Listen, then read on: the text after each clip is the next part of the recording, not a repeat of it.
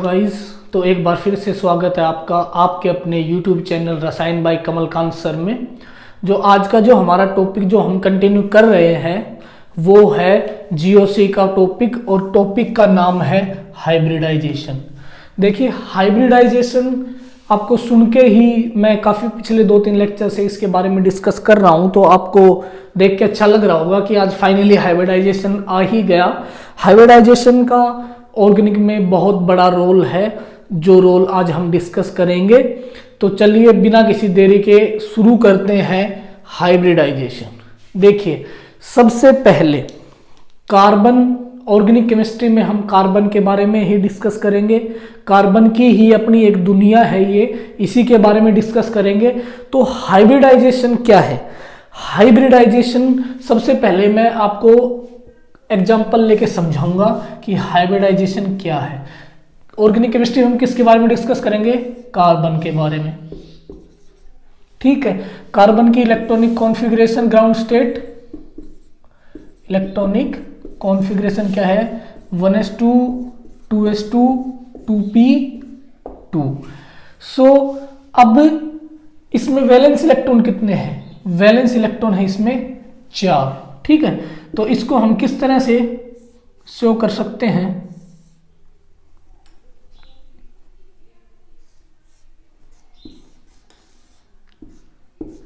ठीक है, ये हो गया हमारा s ऑर्बिटल और ये हो गया हमारा p orbital, px py and pz। इसमें हमारे 2 इलेक्ट्रॉन, एक इलेक्ट्रॉन 4 इलेक्ट्रॉन कंप्लीट। जैसे कि मैंने पिछले लेक्चर में समझाया था कि जो हमारा ग्राउंड स्टेट में इसकी जो वैलेंसी है वो 2 ही शो करता है, तो इसलिए हमें समझना होता है इसका एक्साइटेड स्टेट में। और एक्साइटेड स्टेट में सिंपली क्या होता है कि एक इलेक्ट्रॉन यहां से एक्साइट करता है p ऑर्बिटल में।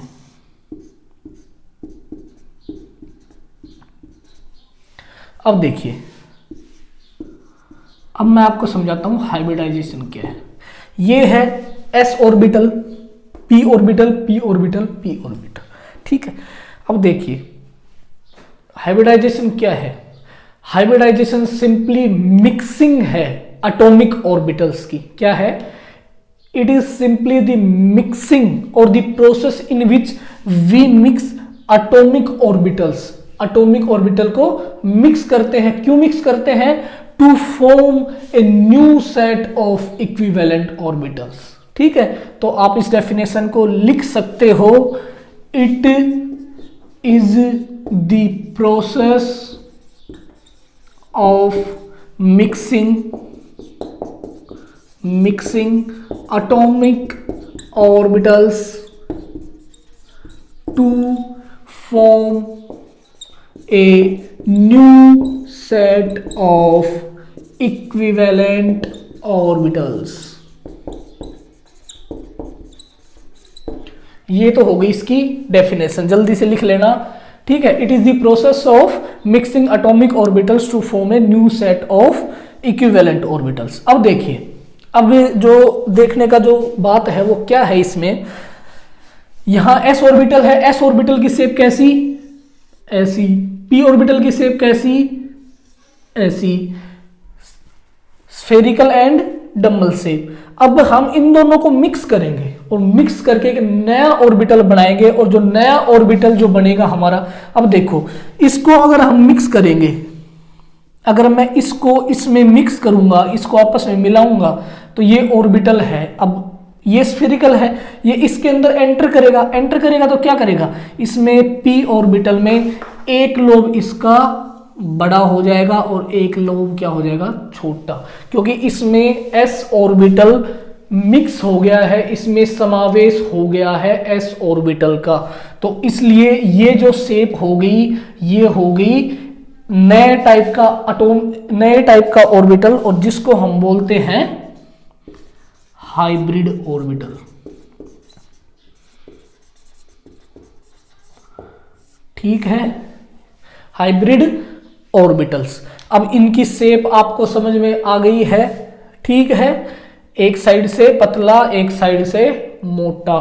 ठीक है, तो ये हो गया हाइब्रिड ऑर्बिटल की शेप कैसी है, बने कैसे हैं, आपस में मिक्स होके ये क्या बनाते हैं, हाइब्रिड ऑर्बिटल्स बनाते हैं। अब हाइब्रिड ऑर्बिटल्स कितने टाइप के हम पढ़ते हैं ऑर्गेनिक केमिस्ट्री में? ऑर्गेनिक केमिस्ट्री में हम 3 टाइप के हाइब्रिड ऑर्बिटल्स की बात करते हैं, या 3 टाइप के हाइब्रिडाइजेशन की बात करते हैं। और वो हाइब्रिडाइजेशन है, अगर आप फेमिलियर हो तो, sp3 hybridisation, sp2 hybridisation and sp hybridisation. sp3, sp2 और sp हाइब्रिडाइजेशन। अब देखिए, अब जो मैं आपको एक एक हाइब्रिडाइजेशन समझाऊंगा और वो भी विद एग्जाम्पल, ठीक है।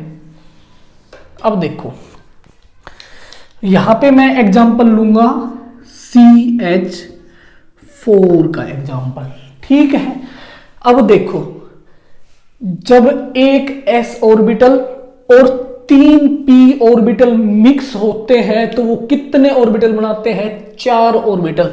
और 4 किस टाइप के ऑर्बिटल बनाते हैं? 4sp3 orbitals. किस टाइप के ऑर्बिटल फॉर्म करते हैं? 4sp3 orbitals. अब देखो, ये मान लिया मैंने सेंटर में कार्बन है, ठीक है। अब देखो, इसमें कार्बन के पास कितने हाइब्रिड ऑर्बिटल है? 4 हाइब्रिड ऑर्बिटल्स हैं। और 4 हाइब्रिड ऑर्बिटल्स किस तरीके से अरेंज होते हैं? इस तरीके से।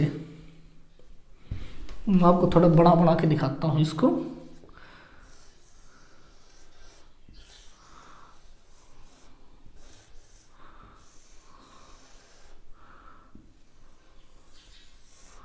ठीक है।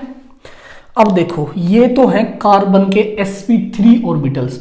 अब हाइड्रोजन के पास कौन सा ऑर्बिटल है? सिर्फ s ऑर्बिटल। तो ये इसके साथ आके बाइंड करेगा हाइड्रोजन।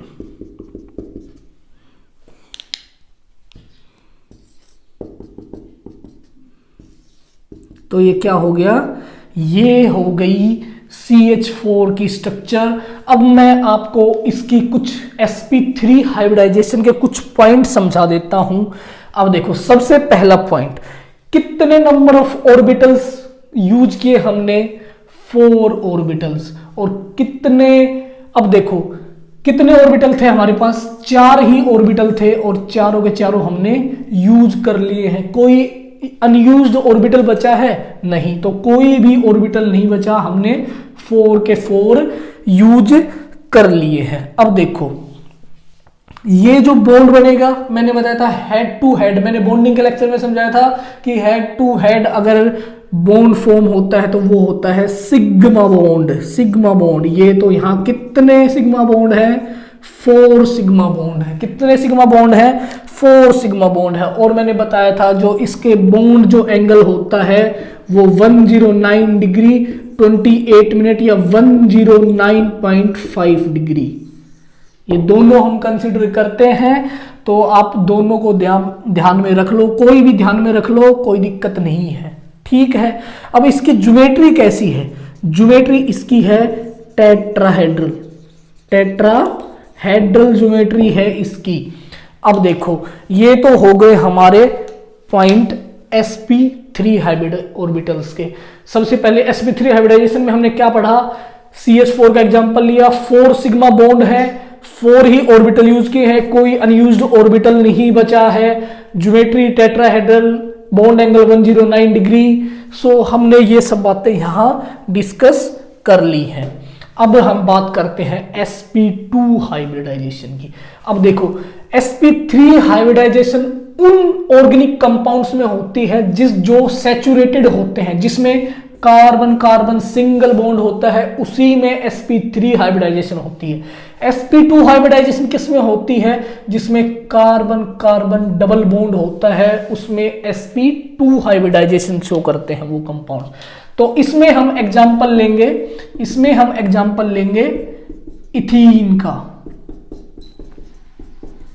अब देखिए, 2 कार्बन है हमारे पास, ठीक है, 2 कार्बन है, ये सिग्मा बॉन्ड है, ये भी सिग्मा, ये भी सिग्मा, ये भी सिग्मा, ये भी सिग्मा, ठीक है। एक कार्बन कितने 3 सिग्मा बॉन्ड है उसके पास। अब देखो, सबसे पहले एक hybrid orbital, second hybrid orbital, third hybrid orbitals.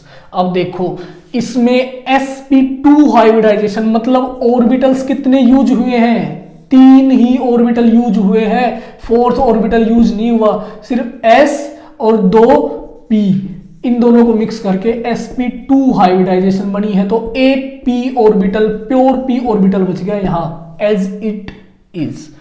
तो ये तो हो गया हमारा एक कार्बन। दूसरे कार्बन की बात करते हैं, ये दूसरा कार्बन है। तो दूसरे कार्बन में हम क्या करते हैं, इसका ओवरलैपिंग, एक बॉन्ड, 2 ऑर्बिटल एंड 3 ऑर्बिटल्स, ये 3 इसके हो गए, ये 3 इसके हो गए, दोनों के कंप्लीट। अब क्या बचा है हमारे पास, p ऑर्बिटल बचा है, p orbital, pure p orbital, इसमें भी एज इट इज। ठीक है, तो देखो हाइड्रोजन कितने हैं, 1 2 3 4, 2 हाइड्रोजन इसके पास है। ठीक है, एक सिग्मा बॉन्ड ये, एक सिग्मा बॉन्ड, एक सिग्मा बॉन्ड। अब देखो इसके पास भी हाइड्रोजन, इसके पास भी हाइड्रोजन। अब देखिए ये जो मैंने पिछले बॉन्डिंग के लेक्चर में बताया था, अगर आपने पिछले लेक्चर्स को नहीं देखा है तो प्लीज जाइए चेकआउट करिए प्लेलिस्ट, जीओसी 11 12 की प्लेलिस्ट में जाइए और देख लीजिए लेक्चर्स को। ठीक है, तो जो हमारा बॉन्डिंग का हमने बताया था कि जो पाई और बॉन्ड है, पाई बॉन्ड किससे बनेगा, लैटरल या साइड वाइज ओवरलैपिंग से बनेगा। तो ये हमारी किसकी स्ट्रक्चर हो गई, इथीन की स्ट्रक्चर, इथीन की स्ट्रक्चर। ठीक है, तो ये इसकी हाइब्रिड ऑर्बिटल रिप्रेजेंटेशंस हैं। ठीक है, इनको ऐसे रिप्रेजेंट किया जाता है। अब देखो इसमें कितने ऑर्बिटल यूज हुए, 3 ऑर्बिटल। प्योर p ऑर्बिटल कितने हैं, प्योर p ऑर्बिटल कितने बच गए, प्योर p ऑर्बिटल 1 ऑर्बिटल बच गया, मानोगे।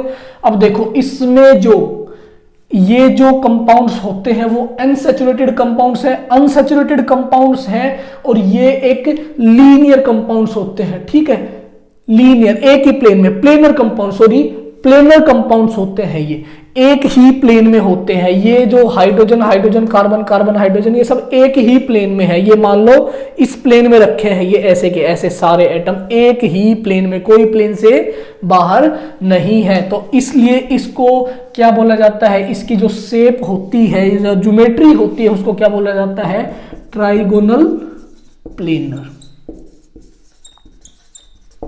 ट्राइगोनल प्लेनर बोला जाता है। अब देखिए, अब मैं क्या बता रहा हूं आपको, 3 एक ट्राइगोनल प्लेनर, और जो बॉन्ड एंगल होगा वो कितना होगा, 120 डिग्री, 120 डिग्री का बॉन्ड एंगल होगा। ठीक है, तो ये सब बातें हमने फिर से डिस्कस कर ली। अब आते हैं sp हाइब्रिडाइजेशन।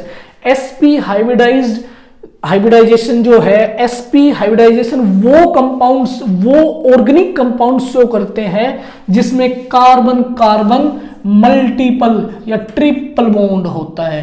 जो कार्बन कार्बन ट्रिपल बॉन्ड जिस कंपाउंड्स में होते हैं वो sp हाइब्रिडाइजेशन शो करते हैं। और इसके मैं बता देता हूं sp हाइब्रिडाइजेशन कैसे बनेगी, बताओ sp हाइब्रिडाइजेशन कैसे बनेगी। बोलो सर बहुत आसान है। sp हाइब्रिडाइजेशन क्या है, कुछ नहीं है, एक s ऑर्बिटल एक p ऑर्बिटल को मिला देंगे तो क्या बन जाएगा, sp ऑर्बिटल्स बन जाएंगे। तो अब sp हाइब्रिडाइज ऑर्बिटल्स है। अब हमें कितने ऑर्बिटल्स चाहिए, ये कार्बन, ये कार्बन। अब देखिए एक ऑर्बिटल ये, दूसरा ऑर्बिटल ये, 2 ही ऑर्बिटल है, एक ऑर्बिटल ये, दूसरा ऑर्बिटल ये, हो गए 2 कंप्लीट। अब देखो ये तो बन गया हमारा सिग्मा बॉन्ड। अब देखो कितने p ऑर्बिटल्स, कितने प्योर p ऑर्बिटल्स बच गए, 2 p ऑर्बिटल्स। तो 2 को हम अरेंज करते हैं यहां पे, 1 2 हो गया,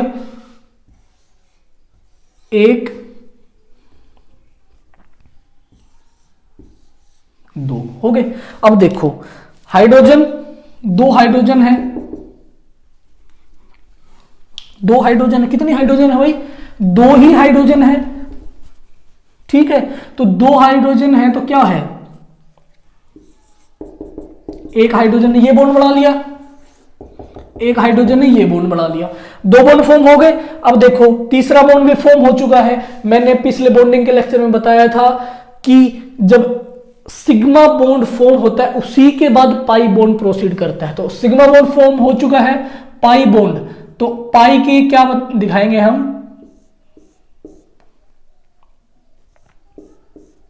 ठीक है, ये मान लो आप, या फिर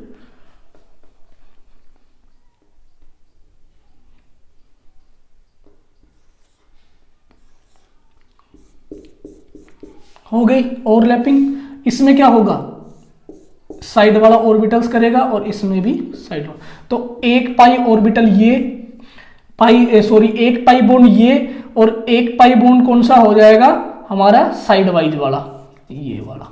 तो हमारे कितने, एक सिग्मा और दो पाई बॉन्ड हो गए इनके बीच में, एक सिग्मा और दो पाई। अब देखो इसमें जो है, इसमें जो बॉन्ड एंगल है ये लीनियर कंपाउंड्स होते हैं, लीनियर कंपाउंड्स बिल्कुल एक लाइन में कंपाउंड्स होते हैं, तो इनका जो बॉन्ड एंगल होता है वो 180 डिग्री, और जो स्ट्रक्चर या ज्योमेट्री जो होती है वो होती है लीनियर।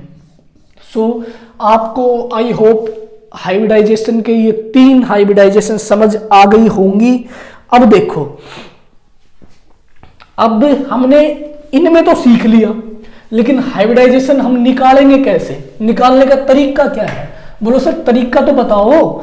हाइब्रिडाइजेशन हमने समझ लिया, लेकिन हाइब्रिडाइजेशन निकालने का तरीका बताओ।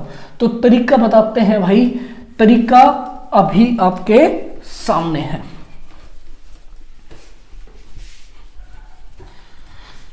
सो हाइब्रिडाइजेशन निकालने का तरीका,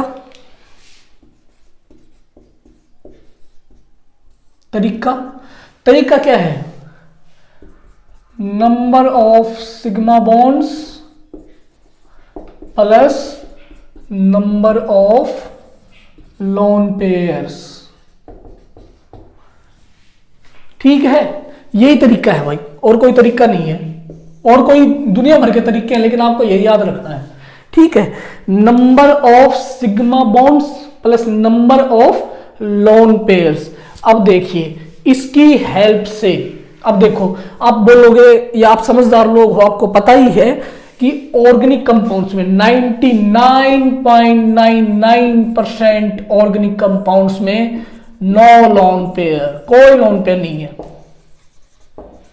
कोई लोन पेयर नहीं होता, कुछ भी नहीं होता लोन पेयर वगैरह। तो हमें सिर्फ और सिर्फ नंबर ऑफ सिग्मा बॉन्ड्स पे ध्यान देना है। सो अभी हम 4-5 क्वेश्चंस कर लेते हैं, ठीक है, तो उससे आपको और क्लियर हो जाएगा। तो जो सबसे पहला क्वेश्चन है वो हम करेंगे एग्जाम्पल नंबर 1, और ये रहा एग्जाम्पल नंबर 1 आपका।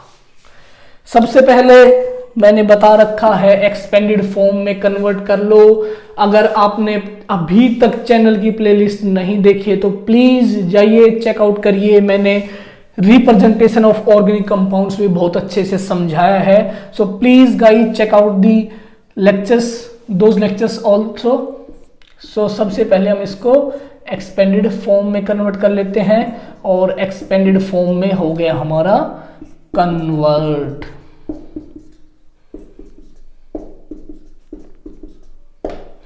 अब देखो जो हाइब्रिडाइजेशन होती है ना, वो कभी साइड एटम्स की नहीं निकाली जाती, ऑलवेज हाइब्रिडाइजेशन है वो सेंट्रल एटम की निकाली जाती है। इसका मतलब ये नहीं कि ये सेंट्रल एटम नहीं है, ये सेंट्रल एटम है, लेकिन हाइड्रोजन सेंट्रल एटम, हाइड्रोजन, इनकी कोई हाइब्रिडाइजेशन नहीं होती।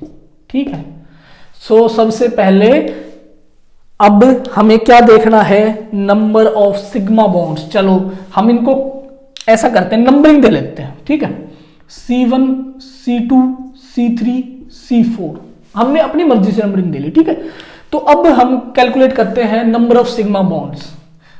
Sigma sigma sigma sigma, 4 sigma 4 sigma मतलब एक S 3 P, तो इसकी हाइब्रिडाइजेशन क्या है sp3। यहां पे कर लो 4 सिग्मा 4 सिग्मा 4 सिग्मा, तो जो कंप्लीट हाइब्रिडाइजेशन है वो है sp3। सेकेंड एग्जांपल सबका चहेता बेंजीन, तो बेंजीन बाबू को देख लेते हैं वही।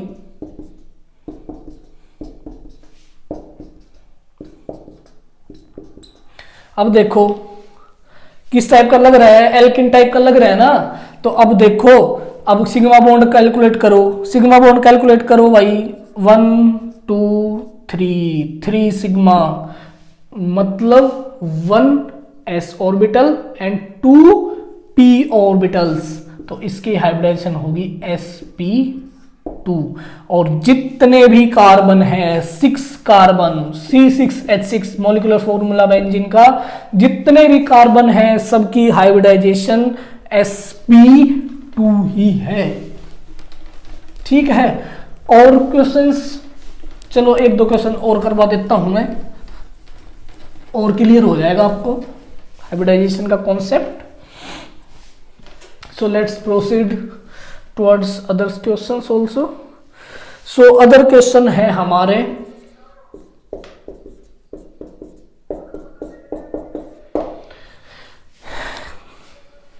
क्या है ये कीटीन, पिछले लेक्चर में बता चुका हूं मैं, अब तो दिक्कत नहीं होनी चाहिए आपको। ठीक है, तो अब यहां कैलकुलेट करो सबसे पहले sigma sigma sigma 3 sigma, sir sp2 है, कौन सा मुश्किल है। 1 सिग्मा sp हाइब्रिडाइजेशन है सर, कहां दिक्कत आ रही है, कहां दिक्कत आ रही है बताओ मेरे को, कहां दिक्कत आ रही है।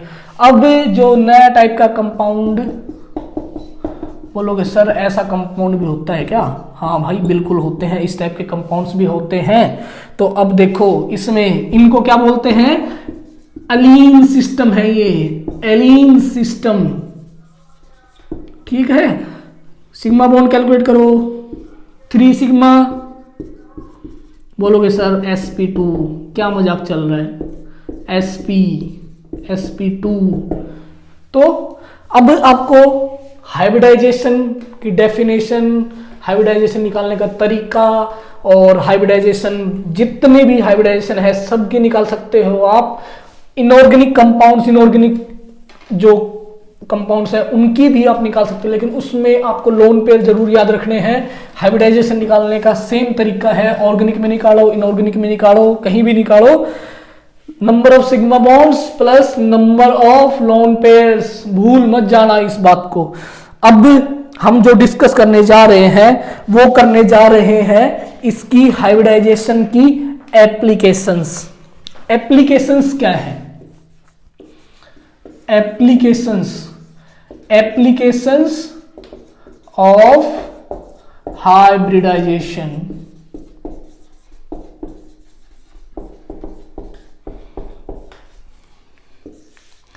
ये टॉपिक एप्लीकेशन वगैरह को ही नहीं समझाता है, आपको खुद समझने पड़ते हैं, लेकिन मैं आपकी हेल्प के लिए फिर भी आपको समझा देता हूं एप्लीकेशंस क्या है हाइब्रिडाइजेशन की। ठीक है, तो एप्लीकेशन क्या है हाइब्रिडाइजेशन की, सबसे फर्स्ट साइज ऑफ ऑर्बिटल्स।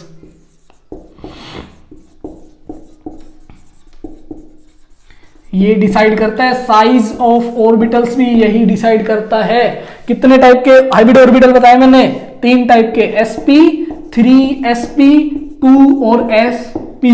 अब समय आ गया है आपको समझाने का percentage S character, percentage S character.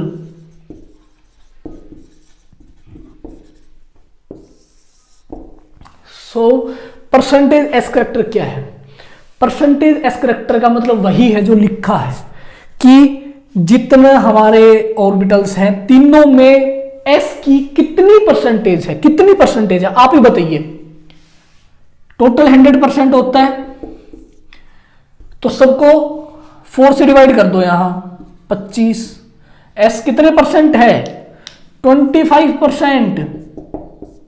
यहां पे 3 है 33.33%, सॉरी 33.33%, और यहां तो दो ही है सर, 50-50 हो जाएगा दोनों का ही, 50-50% बांट देते हैं सबको। अब देखो ये मैंने आपको क्यों समझाया है, इसके पीछे रीजन है बहुत बड़ा। इसके पीछे रीजन क्या है, अब देखो 3 हाइब्रिड ऑर्बिटल्स हैं। अब आपको पता है कि न्यूक्लियस है, सबसे नजदीक कौन सा ऑर्बिटल होता है, एस ऑर्बिटल, ठीक है। एस ऑर्बिटल पे न्यूक्लियस सबसे ज्यादा फोर्स, न्यूक्लियर चार्ज लगाता है, इसको अपनी तरफ खींच के रखता है, और अगर न्यूक्लियस अपनी तरफ इसको खींच के रखेगा तो इसका जो साइज है वो क्या हो जाएगा, रिड्यूस, साइज क्या हो जाएगा, रिड्यूस हो जाएगा। तो जिसमें एस की परसेंटेज ज्यादा उसका साइज छोटा हो जाएगा।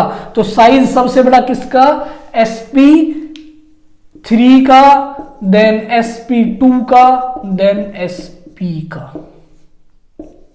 ये तो थी पहली एप्लीकेशन। अब सेकंड एप्लीकेशन है इलेक्ट्रोनेगेटिविटी ऑफ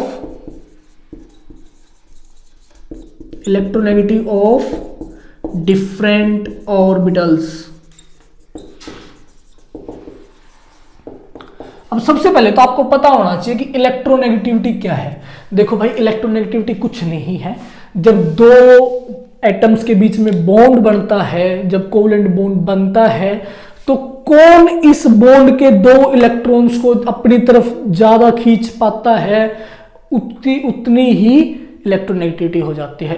क्या है, simply it is the tendency to attract the shared pair of electrons.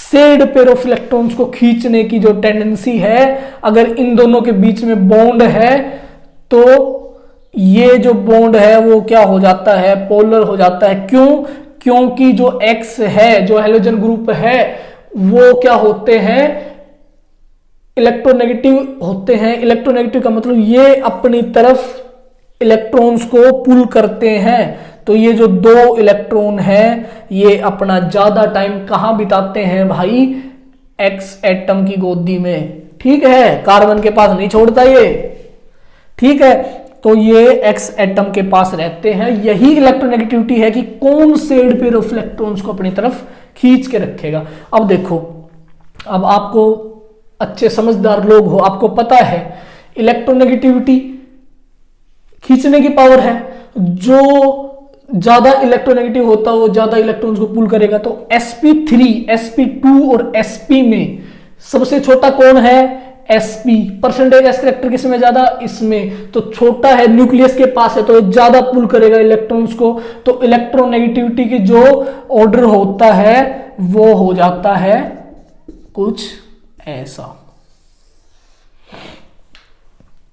समझ आ गया। अब इन्हीं कॉन्सेप्ट पे बेस जो थर्ड है वो है बॉन्ड लेंथ पे। बॉन्ड लेंथ पे अब देखो, अगर कोई एटम या कोई भी जो है ज्यादा इलेक्ट्रोनेगेटिव है, वो ज्यादा अपनी तरफ इलेक्ट्रॉन्स को खींचेगा, बॉन्ड क्या हो जाएगा, छोटा हो जाएगा। और बॉन्ड छोटा हो जाएगा तो क्या हो जाएगा, बॉन्ड लेंथ। बॉन्ड छोटा तो बॉन्ड स्ट्रेंथ ज्यादा, और बॉन्ड स्ट्रेंथ ज्यादा तो बॉन्ड लेंथ कम।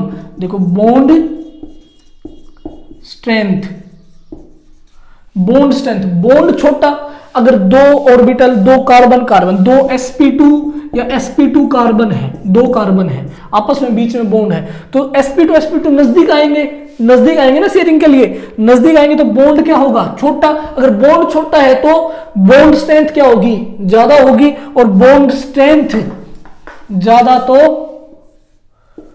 बॉन्ड लेंथ के ये क्या होती है, इनवर्सली।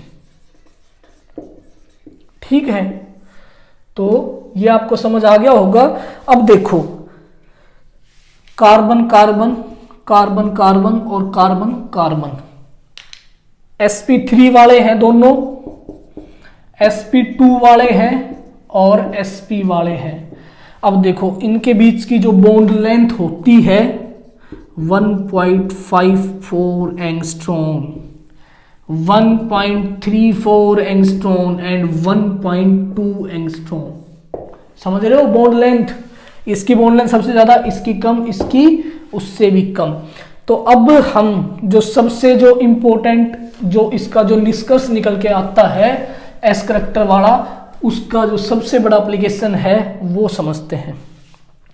अब देखिए इसका जो हम यूज करते हैं वो यूज करते हैं एसिडिटी में।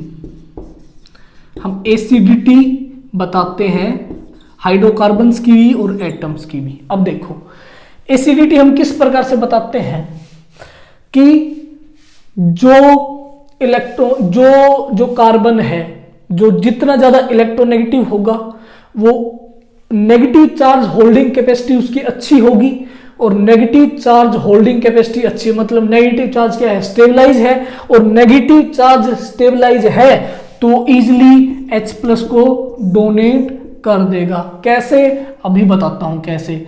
मान लो तुम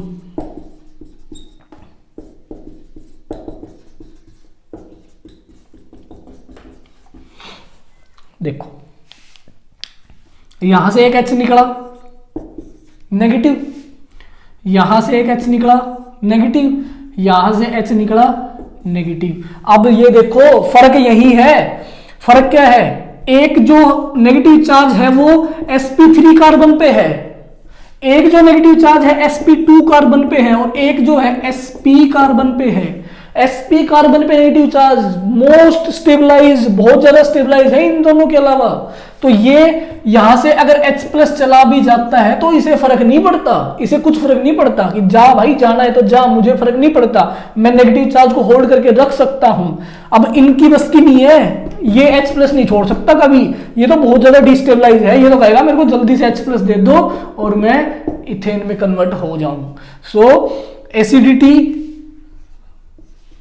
ऑर्डर आपको समझ आ गया होगा।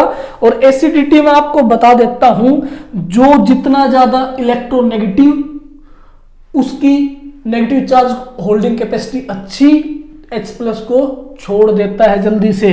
तो इसीलिए ऑक्सीजन नाइट्रोजन में जो है ऑक्सीजन की इलेक्ट्रोनेगेटिविटी ज्यादा, तो ये क्या है मोर एसिडिक होता है। अगर H2O को या NH3 को अगर कंपेयर करें तो ये क्या करता है नेगेटिव, और ये नेगेटिव, ये ज्यादा अच्छा नेगेटिव, ये ज्यादा अच्छा एसिड होता है।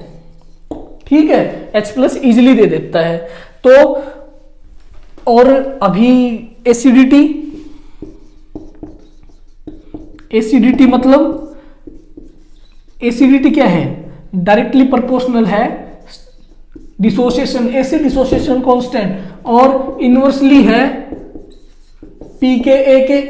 ठीक है, pKa क्या है, pKa माइनस log Ka, ये क्या है pKa है। तो अब ध्यान रखना, अगर एसिड ज्यादा है, अगर किसी भी एसिड की एसिडिटी ज्यादा है तो मतलब उसकी Ka वैल्यू भी ज्यादा है, और Ka वैल्यू ज्यादा है मतलब pKa वैल्यू कम है। सो ये जो आज का जो हमारा लेक्चर था वो था हाइब्रिडाइजेशन का, और आज का लेक्चर सिर्फ इतना सा। अगर आपको लेक्चर अच्छा लगा सो प्लीज लाइक करो वीडियो को और शेयर करो लोगों में, और बहुत सारे फेसबुक व्हाट्सएप ग्रुप जहां भी आपको लगता है कि हेल्पफुल है तो आप प्लीज शेयर करिए। And thank you so much for watching, and channel को सब्सक्राइब भी कर दीजिएगा।